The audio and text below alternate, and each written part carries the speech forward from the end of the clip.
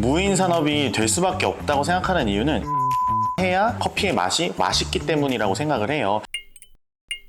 안녕하세요. 카페 만월경 대표 김재환입니다. 카페 무인화 시장에 대해서 얘기를 해보려고 하는데요. 이미 커피는 사람이 만들고 있지 않다는 사실 알고 계셨나요? 저희가 무인화라고 해서 되게 특별해 보이지만 사실은 카페 산업 자체가 자동화되는 길로 발전을 해왔습니다. 저희가 흔히 가는 카페들만 보더라도요. 종업원분이 이 버튼 한번 딱 누르면은 에스프레소 나오는 모습 보셨을 거예요. 전자동 커피 기계라고 합니다. 이미 유명 프랜차이즈들은 대부분 전자동 커피 기계로 커피를 만들고 있거든요. 그 이유는 자동화해야 커피가 훨씬 더 맛있어지기 때문입니다. 자, 그럼 바로 커피 맛의 비밀을 파헤쳐 보도록 할까요?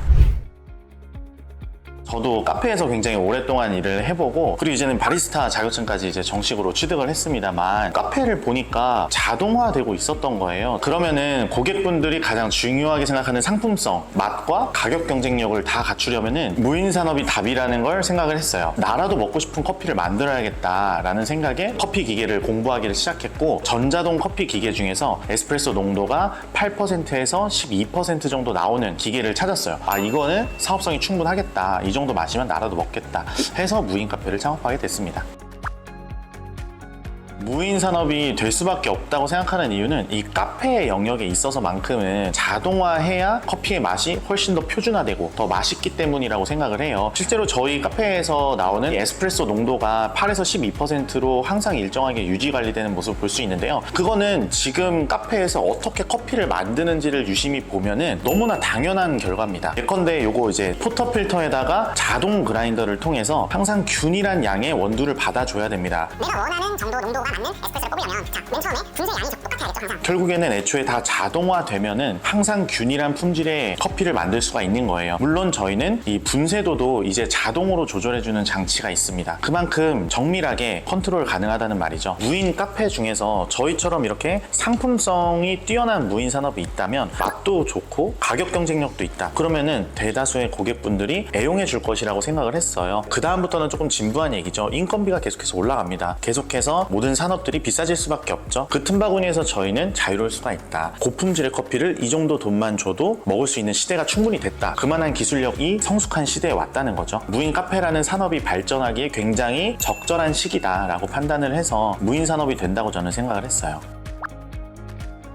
저희는 사실 웬만한 유인 카페보다도 맛있다 이런 평가들을 많이 받거든요. 그 이유는 두 가지예요. 일단은 원재료가 상당히 고가의 고품질의 원재료를 쓴다. 저희 원두는 국가, 산지, 품종, 가공 방식, 등급까지 아주 정확하게 기재를 합니다. 말만 이거 프리미엄입니다 이렇게 하는 게 아니라 정확하게 이 원재료가 뭔지 상세하게 기재를 하는 거예요. 자, 두 번째로 그럼 이렇게 좋은 원두를 제대로 추출하는 기술이 되게 중요한 거거든요. 저희는 국제 표준에 맞는 에스프레소 농도로 뽑아요. 실제로 8에서 12% 정도의 추출을 하고요. 만월경에서 커피를 딱 받아들면 크레마가 엄청 잘 표현되어 있는 걸 보실 수 있을 거예요. 흔히 골든컵이라고 합니다. 그만큼 만들어내기가 어렵다는 거거든요. 그거를 저희는 무인 카페에서 그리고 전자동 커피 기계로 만들 수 있는 기술력을 갖춘 거죠.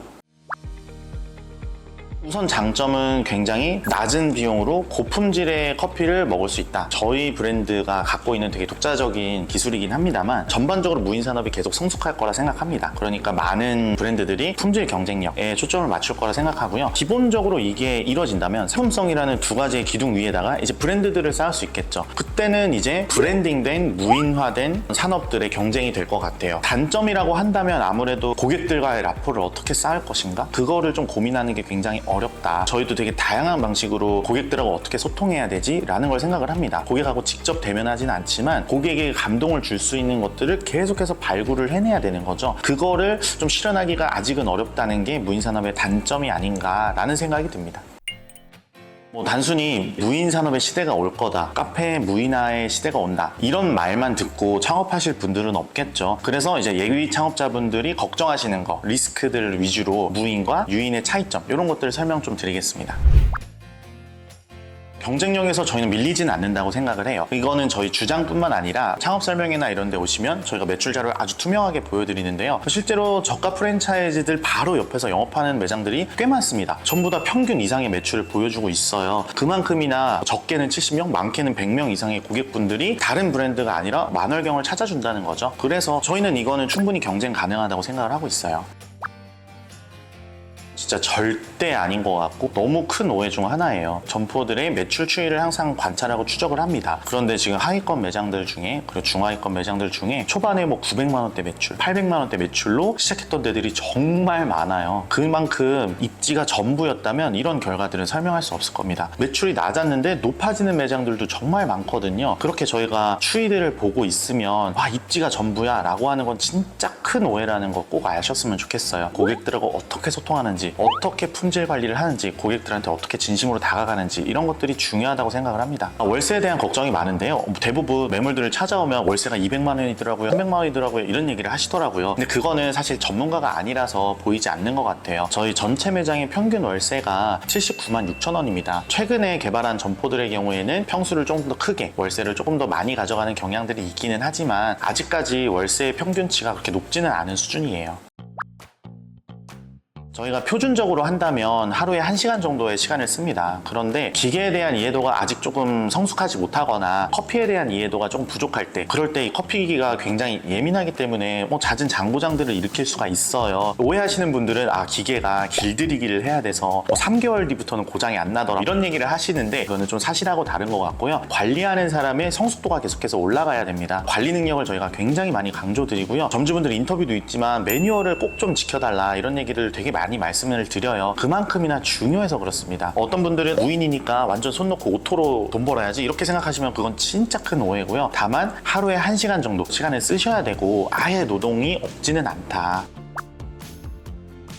그렇지는 않습니다. 물론 저희가 원자재 가격만 하면 전체 매출에 차지하는 비율이 일반 프랜차이즈 대비 상당히 높은 편이에요. 왜냐하면 인건비가 반영되어 있지 않기 때문에 그렇습니다. 인건비를 쓴다 하더라도 하루에 한 명씩 알바 10,000원씩 써도 30만 원이거든요. 전체 매출에서 차지하는 비중이 정말 작습니다. 그래서 원가가 다소 높아도 실제로 점주분이 가져가는 수익은 꽤 크다고 볼 수 있어요.